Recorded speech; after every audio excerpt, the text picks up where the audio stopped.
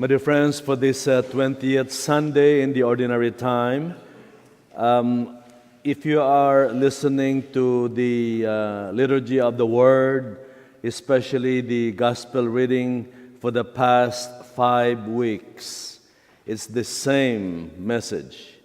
Jesus saying, I am the bread of life. It's been 5 Sundays now, one more Sunday next week, the same thing.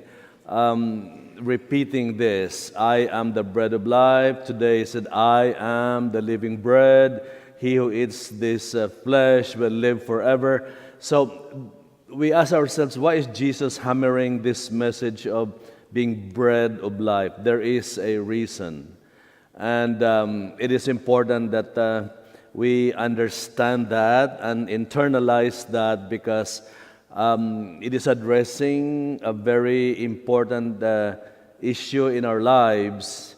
You know, the human heart has a lot of hunger and thirst.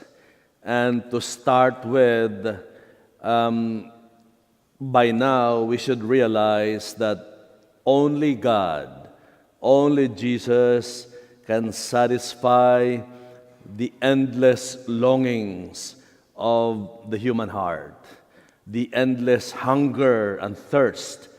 And I can prove that to you today. Let me begin by quoting Plato, a Greek philosopher in the 4th century in Greece.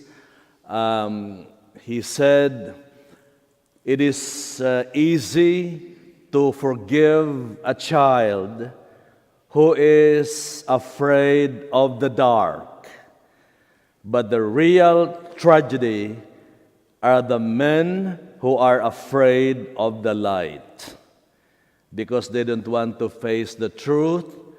They are searching for things that are not real, and they are in darkness and afraid of the light. Now, we will talk about 6 things that could easily gravitate the heart to seek satisfaction for hunger and thirst.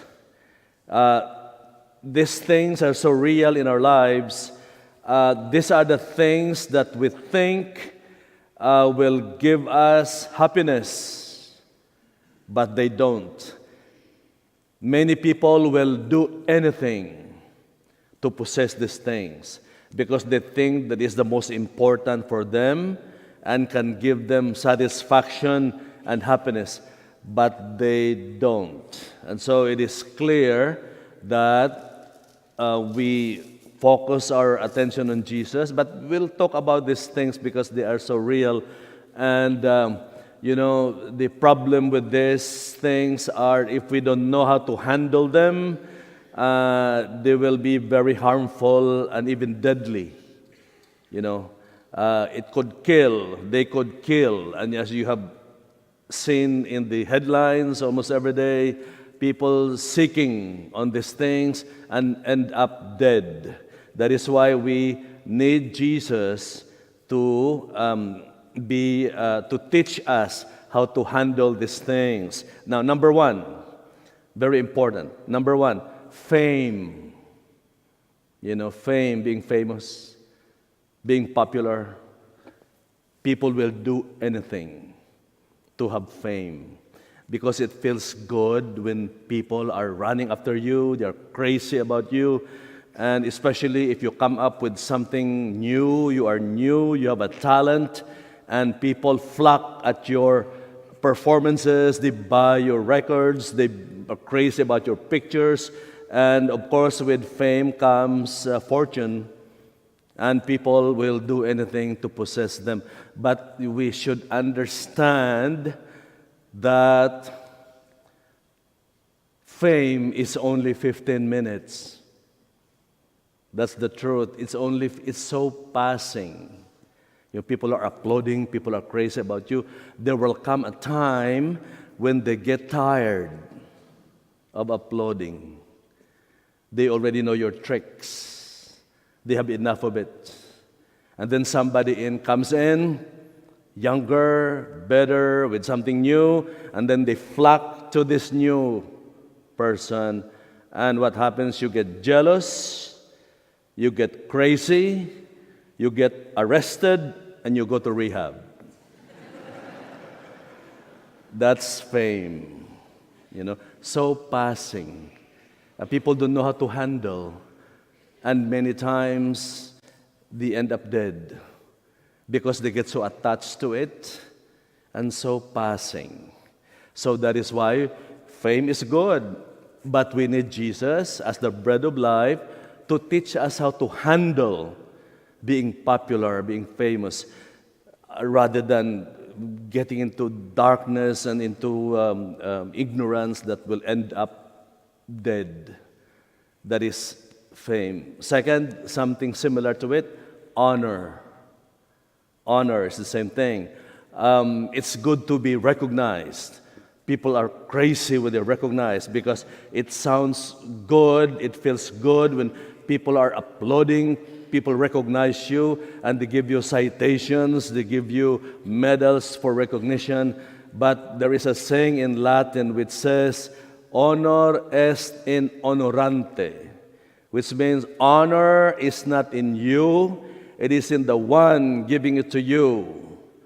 Therefore, if you seek it, it is frustrating because sometimes they don't recognize you. Sometimes they overlook you. They are not thinking of you. They are busy thinking about themselves. So if you seek to be recognized and you feel bad when people don't honor you, it is frustrating. That is why you should not seek honor. If it comes, thank God for it and pray, use it well, but you should never seek it because sometimes you're not recognized. Okay? Third, very important, youthful beauty. Okay, let's admit it. Once upon a time, we were beautiful. Okay? We had a lot of hair. Sorry, that's a joke. That's a joke. Each one of us went through this time, this prime time in our lives, and it peaks at the 15, 16, 17, 18, when you're so strong, you look good, and you can feel, you feel you can do anything. But we should understand that after 40, everything goes south. And some people said, what do you mean by that, Father Peter? I said, everybody goes to Florida. In the villages, Some people spend a fortune trying to look young. Hey, open your eyes. You're old. Enjoy it. Okay? There was a lady who said, hey, you're so beautiful. And she said, the maintenance will kill you. It's very expensive. Well, beauty is a blessing. When you're beautiful, it's a blessing from God. And each person passed through this stage. But then the body is limited. You cannot force it. There was a fashion model who said, I got tired of looking young. I am old. I have faced it. There's a blessing of getting older. But we have to understand, very passing, and you cannot really get attached to it. It's so passing. So we need Jesus as our bread of life to teach us how to handle things like this, so we don't get attached and frustrated. Now, the next thing is excessive pleasure. Okay? Now, let me be very clear. Pleasure is good. It is an incentive of natural law for survival, like eating, drinking. These are good things that the natural law gave us so we will survive. But we should understand that the senses, ability to enjoy, is also limited. There comes a point when the senses are overloaded and then they become numb and it's not pleasant anymore. So if you're seeking excessive pleasure, it's frustrating because the senses can only enjoy as much. Let me give you an example. You buy a large pizza, okay? It's delivered to you, and they slice it as big as your face. It's a large pizza. Now, first slice, you're so hungry, you have not eaten that for a long time, and you really gobble it with intense satisfaction because it tastes good, especially if it is hot. Okay? Second slice, it's still good. How many slices can you do? Never mind. Second is still good. Third, you can only eat half. Fourth, you don't like it anymore. You put it in the box for next time. Which means the senses has already attained its peak. It cannot enjoy anymore. It's numb already. It's disgusting already. So, to seek excessive pleasure, that is why we need Jesus to teach us how to moderate and really to enjoy pleasure. How to be enjoyed, how pleasure to be enjoyed. There is a way of enjoying it so that it's not disgusting. There's a point. So we need Jesus to teach us the secret of enjoying pleasure to the full. Then, next is power. This is another thing that people get so crazy, and they get too attached to it because it feels good. If you're elected, you are consecrated, they put you on the pedestal, they give you a palace, and then a lot of servants and armies and soldiers, and they follow everything you say, they bow at you, they venerate you. It feels good.